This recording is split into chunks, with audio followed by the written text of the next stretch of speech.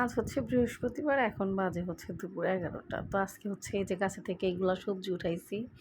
বেগুন, পেঁপে, মিষ্টি কুমড়ার শাক, মিষ্টি কুমড়ার ফুল। আর সেই বেগুন দিয়ে হচ্ছে ইলিশ মাছ রান্না করবো। ইলিশ মাছটা ফ্রিজে ছিল, ইলিশ মাছটা আমি বের করে নিয়েছি। তো এটার বরফটা ছেড়েছে, তো আমি নিচে কাটবো, পলিথিনের উপর রেখেছি। তো আমার কাটা ধোয়া সব শেষ, এখন হচ্ছে রান্না করি। তো আসসালামু আলাইকুম, সবাই কেমন আছেন? আশা করছি সবাই খুব ভালো আছেন। আলহামদুলিল্লাহ, আমরাও খুব ভালো আছি।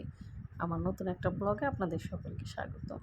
তো আজকে রান্না করব হচ্ছে ইলিশ মাছ দিয়ে নিজেদের গাছের বেগুন, মানে নিজেদের হাতে লাগানো গাছ, সেই গাছের ফল তুলে মানে খাওয়া, মানে ফল বলেন আর সবজি বলেন যাই বলেন, মানে এটার যে কী একটা আনন্দ, মানে সেটা আসলে বলে বোঝানো যাবে না। তো যাই হোক, আমার হাজব্যান্ড আর আমার দেবর ওরা হচ্ছে 9:55 বাজে তখন বাসায় আসছে। সকালবেলা 8টার সময় কাজে গেছে, পরে আসছে। তো আমার হাজব্যান্ড বলতেছে যে ওই পাশে সরি, মানে আমাদের যে গাছগুলা হচ্ছে ওয়াল আছে একটা, ওয়ালের ওপার।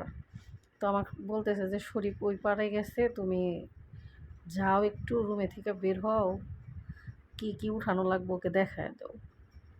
তো ঠিক আছে, আমি গিয়ে বললাম যে কয়েকটা বেগুন উঠাও, দেখো বেগুন যেগুলো একটু বড় বড় হয়েছে ওগুলো উঠাও। আর মিষ্টি কুমড়ার ফুল যেগুলাতে হচ্ছে মানে ধরে নাই, মিষ্টি কুমড়া আসেনি, তো বললো যে আচ্ছা ঠিক আছে। আর হচ্ছে কয়েকটা মিষ্টি কুমড়ার শাক উঠায়ও। তো যখন মিষ্টি কুমড়ার ইগুলা উঠাইতে নিতেছে শাক, তখন বলতেছে যে ভাবি অনেক লাউ আসতেছে, তাহলে শাক আর অত না উঠাই। তো বললাম আচ্ছা ঠিক আছে। তো এগুলা উঠায় নিয়ে আসছে, আমি বেগুনের তরকারিটা হাতে মাখায় দিয়েছি প্রতিদিনের যে মশলা সেটা দিয়েই। আর যেহেতু শাক অল্প, তো ওই শাকের মধ্যে হচ্ছে কালকে একটা চাল কুমড়া পাড়া হয়েছিল ছোট, মানে চাল কুমড়াটা নষ্ট নষ্ট হয়ে যাবে বলতেছে। আমার হাজব্যান্ড বললো দেখো কেমন একটু হলুদ হলুদ হইতেছে, তার থেকে এটা গাছে থেকে উঠাই। বললাম না আচ্ছা ঠিক আছে। তো ওই ছোটো একটা চাল কুমড়া আছে, একটু কচুরমুখী আছে, আর হচ্ছে যে আলু, এই দিয়ে শুটকি রান্না করব। তো আজকে যেহেতু সবজি দিয়ে শুটকি রান্না করব, এর জন্য হচ্ছে আমি হাতে মাখিয়ে নেব। তো আমি এখানে রসুনটা ছেঁচে দিয়েছি, কাঁচামরিচ, পেঁয়াজ আর রেগুলার যে মশলা সেইগুলাই, একটু হলুদের গুঁড়া, জিরার গুঁড়া, সজের গুঁড়া, ধনিয়ার গুঁড়া, একটু মরিচের গুঁড়া, পরিমাণ মতো লবণ, তেল, এই তো প্রতিদিনের যে মশলা ইউজ করি। আমার ভিডিওগুলো যারা দেখেন তারা অবশ্যই জানেন যে প্রতিদিন আসলে কী মশলাগুলো ইউজ করি। তো যাই হোক, ওইটাই দিচ্ছি। এটা একটু হাতে মাখিয়ে নিয়ে তারপরে হচ্ছে চুলায় দিয়ে দেব। আর এখানে যেহেতু মিষ্টি কুমড়া শাকের ফুল নিয়ে আসছে, তাহলে আমার হচ্ছে ফ্রিজে ডাল বাটা আছে। তো ডাল বাটাটা আমি সকালে বের করে রাখছি, ভাবছি যে আজকে ওই ফুল উঠায়া বুড়া ভাজি করব, ডালের বুড়া। তো ওইটা দিয়ে হচ্ছে ওই ফুল দিয়ে ডালের বড়া বানাবো। এই হচ্ছে আজকে আমার রান্না বান্না। তো আপনাদের বাসায় আজকে কী রান্না হচ্ছে অবশ্যই একটু কমেন্টে জানাবেন। আর এই তো, তবে ভালো লাগে, কিছু কিছু সময় খুব ভালো লাগে যে এরকম বিদেশের বাড়িতে থেকেও মানে টবের মধ্যে গাছ বুনে ওই গাছে থেকে ফল উঠিয়ে খাওয়া, মানে এটা আসলে অবিশ্বাস্য একটা ব্যাপার স্যাপার মনে হয় আমার কাছে কিছু কিছু সময়। কিন্তু আমার এগুলো করতে ভালো লাগে। আমি একটা গাছ বুনবো, আমি একটা ফুল গাছ বুনবো, তারপরে হচ্ছে আমি এটার চর্চা করবো, ভালো লাগে এগুলা।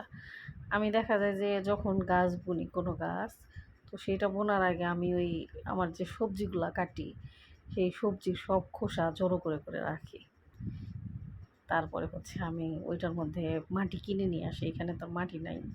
ওই মাটি প্যাকেট মাটি পাওয়া যায়, ওই মাটি কিনে নিয়ে এসে ওইটার উপর দেয়, তারপরে হচ্ছে 2-1 দিন মাটিটা ওইভাবে রেখে একটু সার দিয়ে তারপরে আবার গাছ বোনা হয়।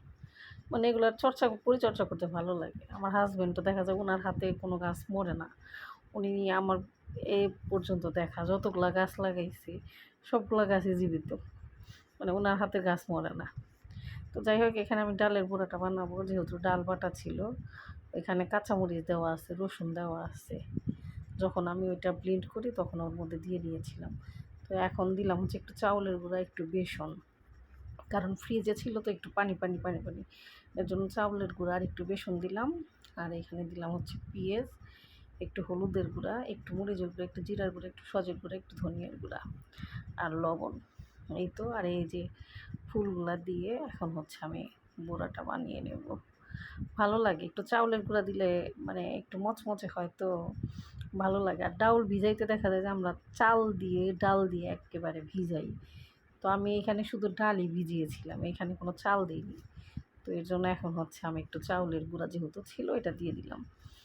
আর এই তো বেগুনের তরকারিটা হয়ে এসেছে। ইলিশ মাছ বেগুন। আমি ইলিশ মাছের তরকারিতে একটু ঝোলটা বেশি রাখি, কারণ ইলিশ মাছের ঝোলটা মজা।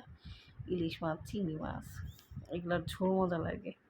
তো এর জন্য একটু ঝোল বেশি রেখেছি। মানে আমার দেবরও বলে যে ভাবি একটু ঝোল রাখেন তরকারিতে। কিন্তু আমার হাজবেন্ড বা আমার যারও যে খালা শাশুড়ির ছেলেরা আছে দু একটা, ওরা ঝোল খায় না। মানে ওরা ঝোল অল্প পছন্দ করে। কিন্তু আমার মনে হয় যে ঝোল দিয়ে ভাত খাবো মাখিয়ে অনেক মজা। কিন্তু এরা আবার তরকারিতে ঝোল খুবই কম খায়। আমার খালা শাশুড়ির একটা ছেলে আছে, নাম হচ্ছে মনি। ও তো মানে ঝোল খাই না। আমার আবার ওই খালা শাশুড়িটাও ওই রকমই ছিল, তরকারিতে ঝোল খাইতো না।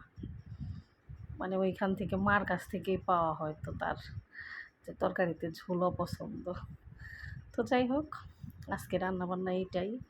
আজকে ভিডিওটাও তাহলে এই পর্যন্তই। আমার ভিডিওগুলো কেমন লাগে অবশ্যই জানাবেন। যদি ভালো লাগে অবশ্যই একটা লাইক কমেন্ট শেয়ার করে দেবেন।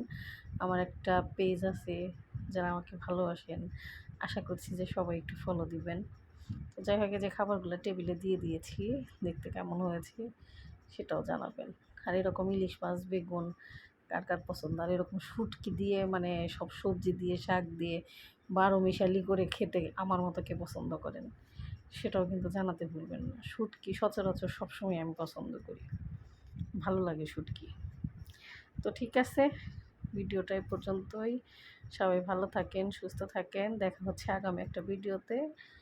আর বাসায় যদি বাচ্চা থাকে, বাসায় যদি বয়স্ক মানুষ থাকে, অবশ্যই অবশ্যই তাদের এক্সট্রা যত্ন নেবেন। তো সবাই সুস্থ থাকেন। আল্লাহ হাফেজ। আসসালামু আলাইকুম।